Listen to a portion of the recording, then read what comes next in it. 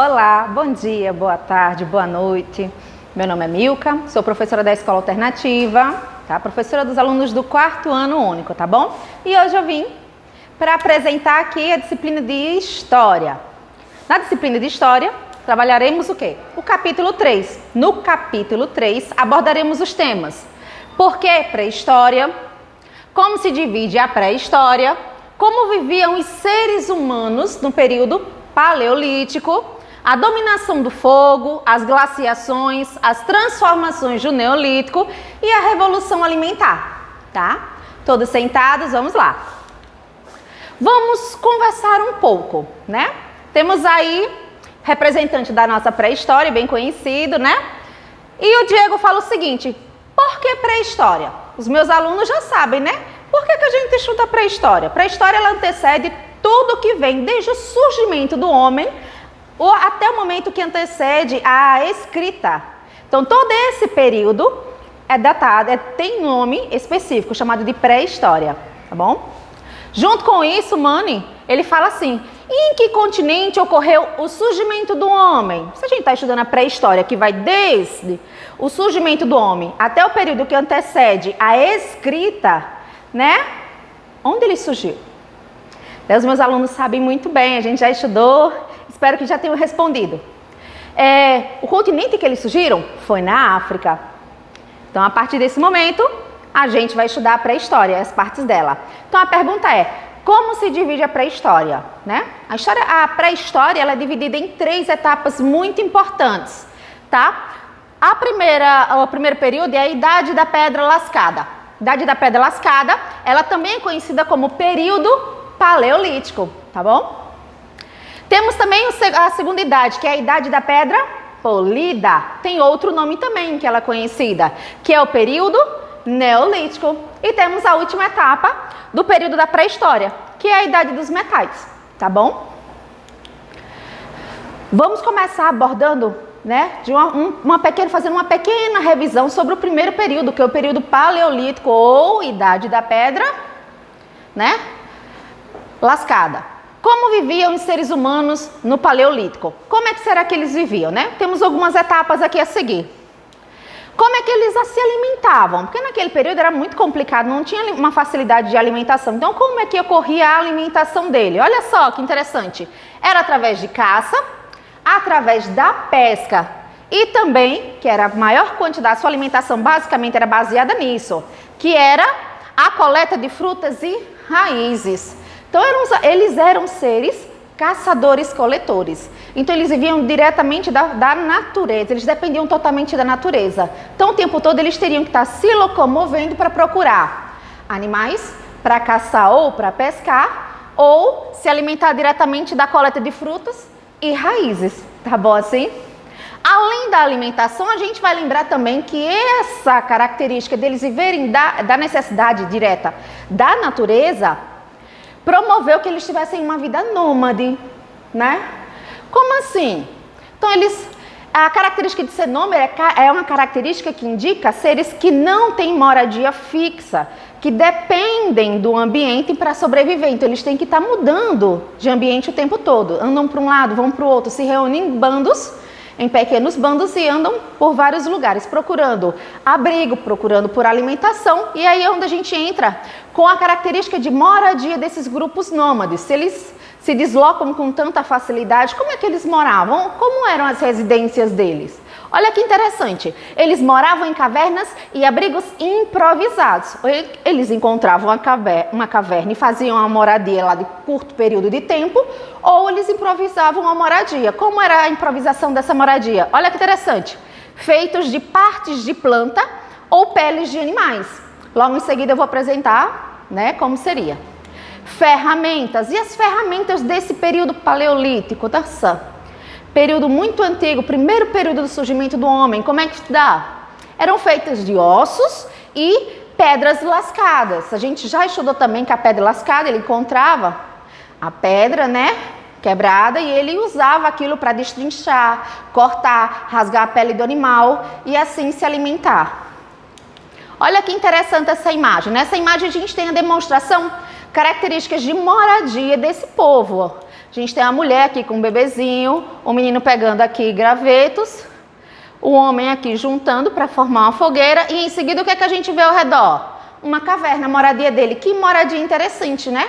Lembrando que nesse período os grupos nômades eles não fixavam moradia, então isso aqui era só por pouco período de tempo. Enquanto tinha alimentação o suficiente, né? E naquele ambiente tinha a característica, o ambiente era propício, então tinha uma temperatura adequada para a sobrevivência, tá bom? Em seguida, a gente tem a característica também dos abrigos improvisados. Olha como é interessante a residência deles no quesito de improvisação. Na anterior, a gente viu que eles moravam em cavernas. Agora, olha aqui que interessante. A gente tem essa parte superior aqui, ó, formada toda de pele de animais, e a parte que vai fazer com que suba, né, que forme a cabaninha, ela é feita com partes de plantas. Olha interessante aqui, ó, a ornamentação, a modo de vida. Eles viviam em grupos, em pequenos grupos. Aqui ao fundo a gente vê o tipo de alimentação, quando eles conseguiam caçar também, beleza?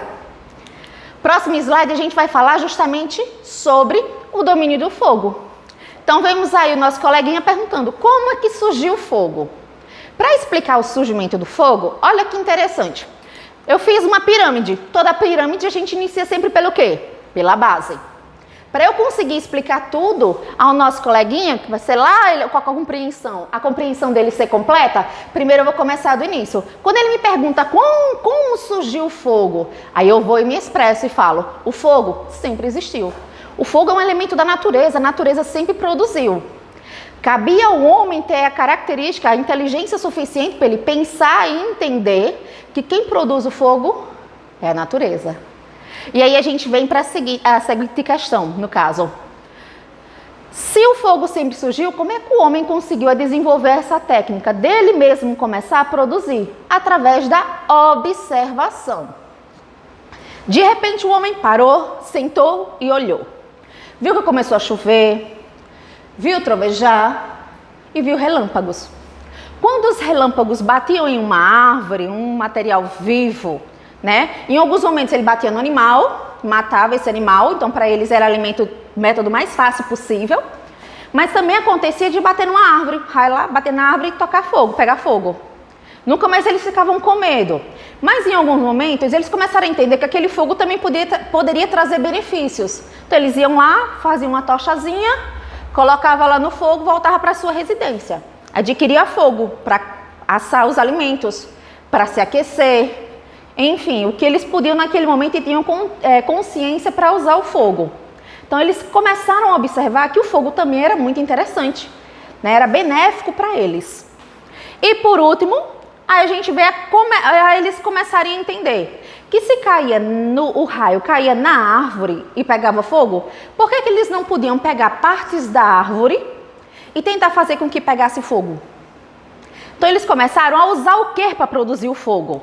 Pedras e gravetos. A gente já estudou em capítulos anteriores também isso, tá? Pega uma pedra com outra pedra, uma pedra mais rígida do que outra, bate uma na outra, produz faíscas. Do mesmo jeito os gravetos, a gente pega uma tabuazinha mais grossa, uma mais fina, esfrega, esfrega, esfrega, e aí começa a produzir o fogo. Era fácil? Não era fácil, mas eles conseguiam produzir. E o que é que essa revolução do surgimento do fogo fez ao homem? Pense que coisa interessante. Olha só aqui as imagens que representam muito bem como eram feitos esses processos. Na imagem maior aqui a gente começa a averiguar o ser humano fazendo o quê? Fogo através de fricção, né? Com gravetos. E na segunda imagem aqui, olha só, o rapazinho aqui sofrendo para bater uma pedra na outra, para poder produzir as chamas do fogo.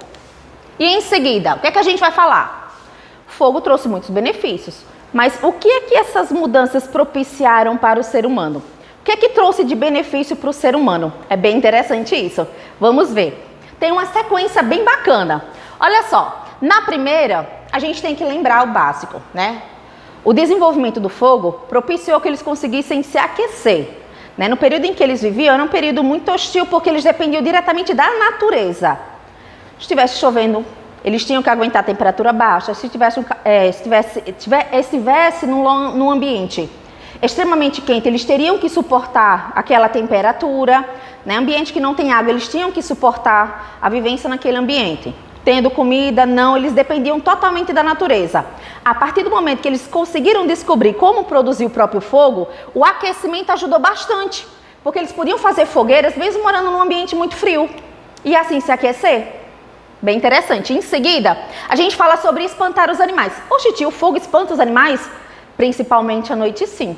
Então, eles moravam em caverna e o ambiente era totalmente escuro, né? Então, para afastar animais de grande porte, do perigo iminente contra eles, eles faziam fogueiras e isso amedrontava os animais, porque durante a noite, uma iluminação muito grande ajudava bastante. Além de espantar os animais, nossa, cozer os alimentos era maravilhoso, porque naquele período eles comiam os alimentos crus, as carnes dos animais cruas. Então, a partir do momento que eles conseguiram cozinhar os alimentos, ajudou bastante. E isso a gente não vai falar sobre a facilidade de ingerir o alimento e absorver os nutrientes, que o cozimento trouxe tudo isso. Lembrando algo muito importante.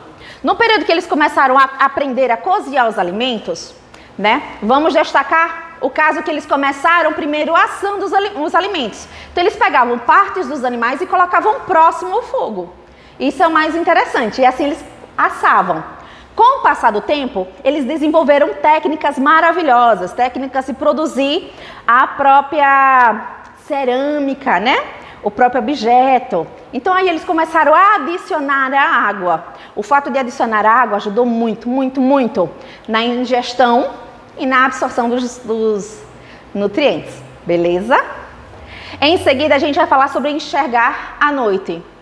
Então, se não tem iluminação nenhuma, a iluminação tanto era bom para espantar os animais, quanto para eles conseguirem enxergar à noite. Se houvesse alguma necessidade deles saírem, né, do ambiente em que estão, sair da caverna para procurar alguma coisa, procurar um animal, colher algum fruto, facilidade seria muito grande.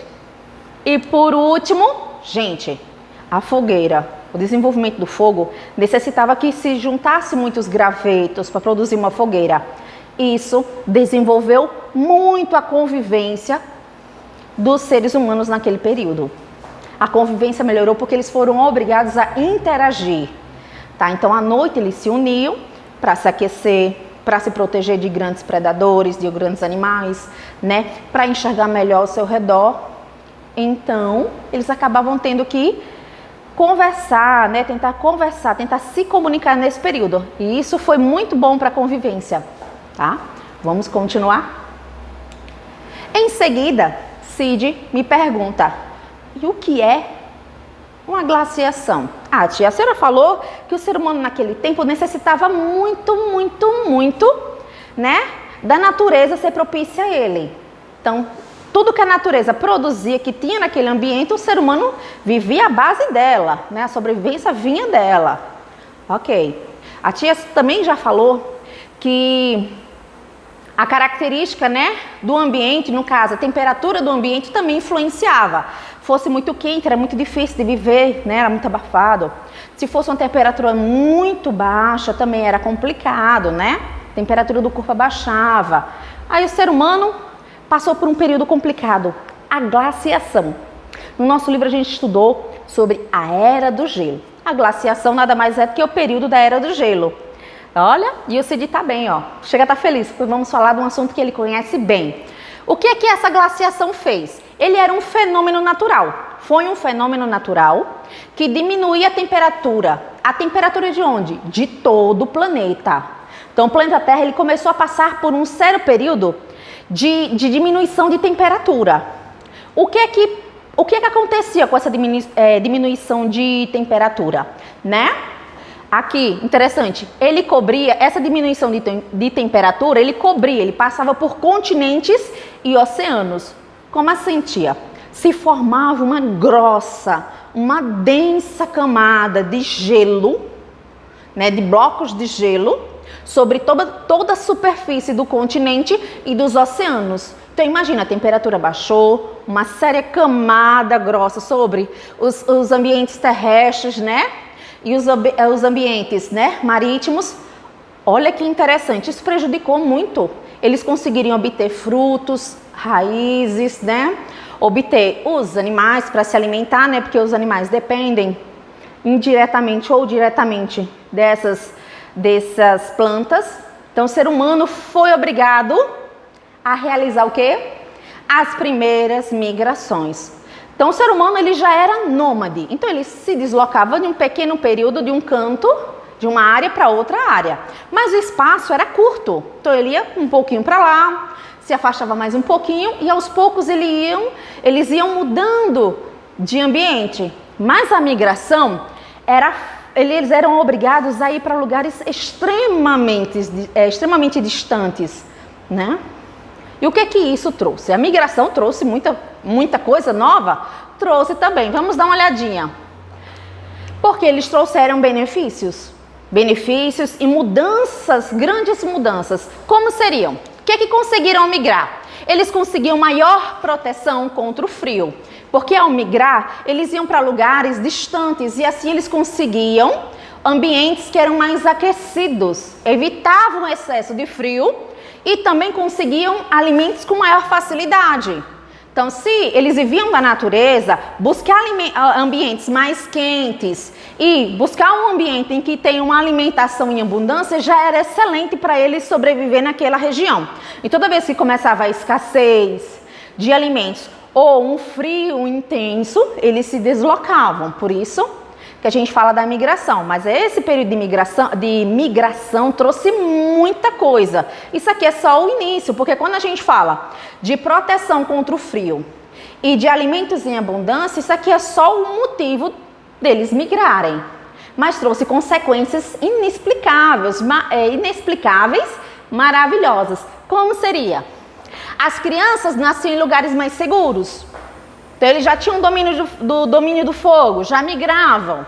As crianças nasciam em um ambiente mais seguro. Nascendo em ambiente seguro, né, a questão deles de falecer, de morrer, reduzia bastante, tá? A população, enfim, cresceu. Porque se você nascia muita criança e diminuía a quantidade de mortes, né, a população aumentava. E o que acontecia?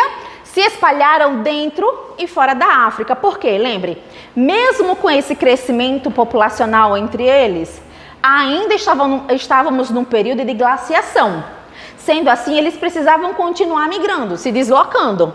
Os grupos aumentavam, alguns grupos se dividiam e cada um ia para um canto. Um ia se estabilizar pela área dentro do continente africano e outros iam se estabilizar, fixar moradia em ambientes fora do continente africano. E isso é onde faz toda mudança de características físicas do ser humano. Por quê? Porque quando a gente fala... por quê? Porque nessa característica aí... Nessa característica, né? Houveram mudanças físicas. Os seres humanos que foram para regiões, né, que eu posso falar, regiões que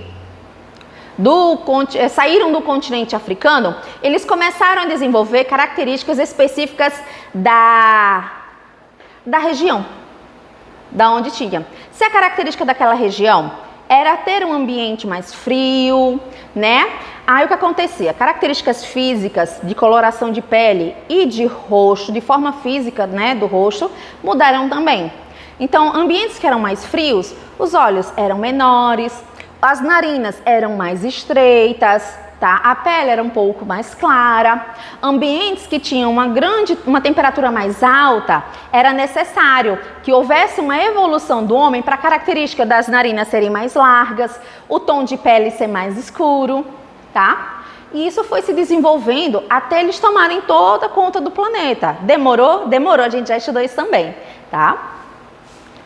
E aí a gente fala sobre a revolução alimentar. Gente, revolução alimentar é maravilhosa. Por quê? Porque o ser humano descobriu sobre o domínio do fogo, né? Descobriu como dominar o fogo através da observação. Não seria diferente ele aprender também a produzir o seu próprio alimento. Como é que ele aprendeu a produzir seu próprio alimento? Através da observação. A observação foi muito importante, o ser humano parar e olhar ao seu redor. O que a natureza está oferecendo? Vamos ver o esquema a seguir? Olha só que interessante. Como eles começaram observando a natureza. Aí a gente vai ter duas características importantes. O desenvolvimento da agricultura e o desenvolvimento da pecuária.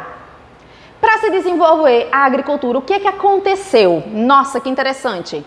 Eles observaram que sementes caíam e germinavam. Então, a semente, eles comiam a maçã, por exemplo, comiam a maçã, mas não comiam a semente. Jogavam no chão. Pelo curto período de tempo que eles ficavam ali, eles observavam que, em alguns momentos, aquela semente germinava no solo e produzia uma planta, né, idêntica ao fruto que foi consumido. Isso é só observação, só olhando. Então, com o tempo, eles fizeram o quê? Eles começaram a tentar pôr em prática. Como foi? No começo, eles tentaram o quê? Plantar. Eles plantavam em qualquer região no começo, né? Eles iam, joguei a semente, desenvolveu uma planta. Se eu pegar as sementes dessa maçã, né? Vamos dar um exemplo, vamos permanecer com o mesmo exemplo. Vou pegar essa semente dessa maçã e vou plantá-la em outro ambiente. Só que nem sempre dava certo. Necessitou o ser humano novamente abrir os olhos e observar. Por quê? Porque haviam regiões em que as sementes eram jogadas no solo, só que não havia germinação. Por quê? Aí eles tiveram que observar. E descobriram algo muito interessante. Que nas regiões em que tinham pouca vegetação e não havia facilidade de obtenção de água, as plantas, as sementes não germinavam. Germinavam com dificuldade ou normalmente não germinavam.